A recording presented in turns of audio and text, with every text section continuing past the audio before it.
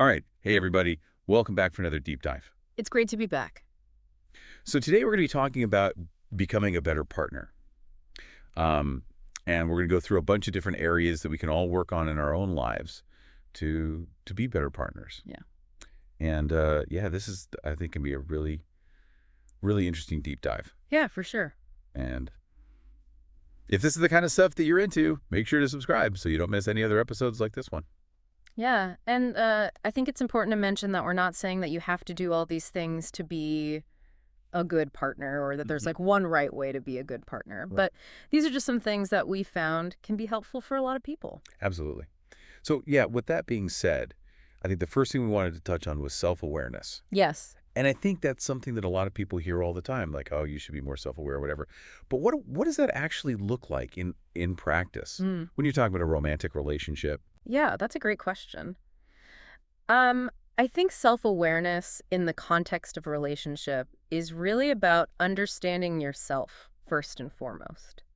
So that means understanding your triggers, your needs, your values, your communication style, your strengths and weaknesses, Right. all of those things that make you you. Because if you don't know those things about yourself, Yeah.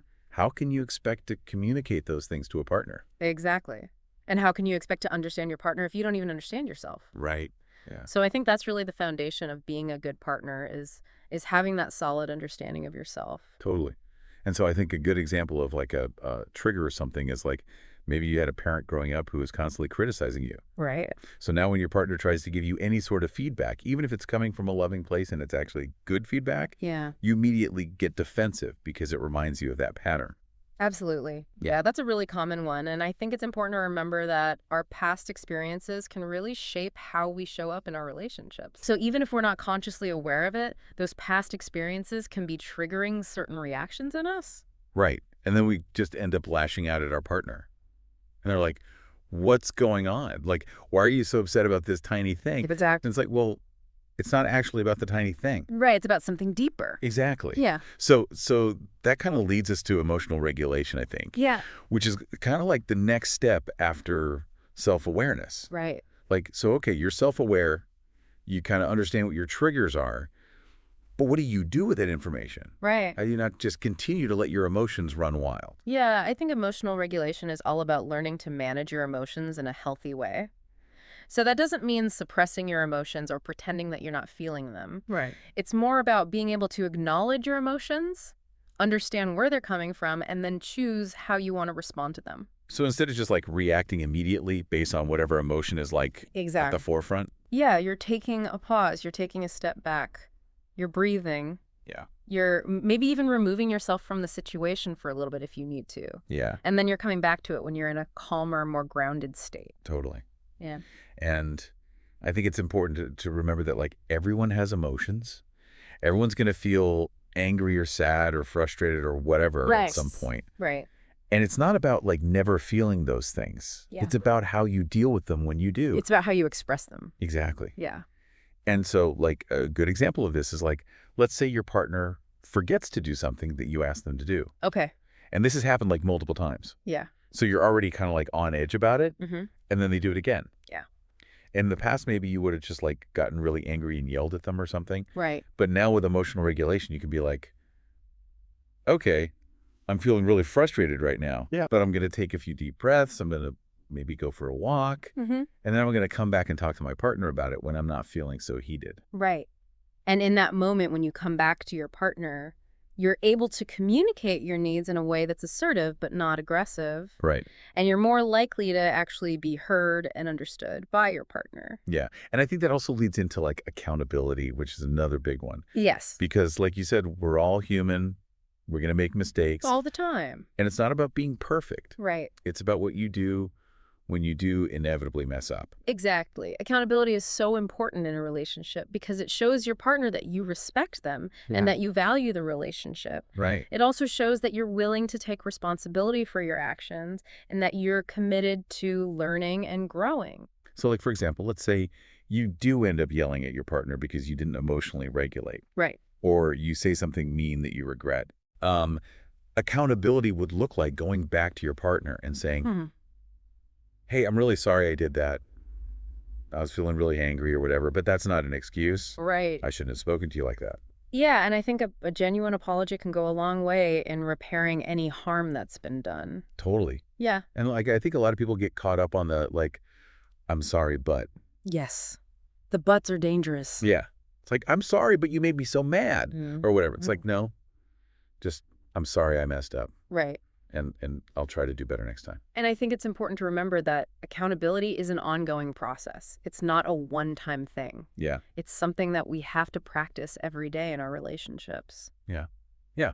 And I think it's also important to remember that, like, accountability doesn't mean that you're always wrong Right. or that you're always the one who needs to apologize. Yeah, Like, sometimes your partner's going to mess up too. absolutely. And it's important for them to be accountable for their actions as well. And for you to be able to receive that accountability. Right. In a healthy way. Totally. Yeah. Yeah.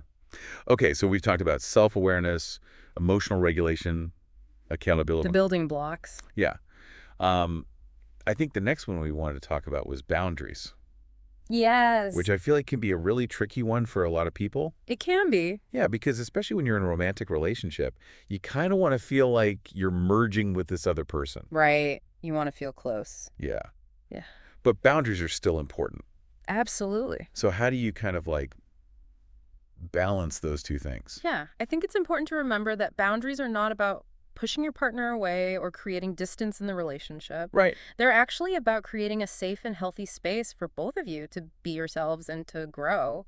So it's kind of like your two trees growing next to each other. I like that. And like you want your branches to kind of like intertwine and stuff. Right. But you also need to have like your own separate root systems. Yes. You need your own space to grow. Yeah. Exactly.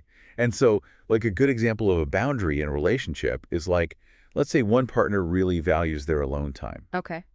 and they need to have like an hour every night to just like decompress and be by themselves. Yeah.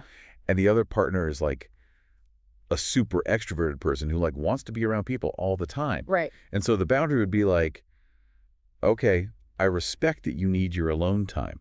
So I'm not going to try to force you to hang out with me when you need to be by yourself. Right.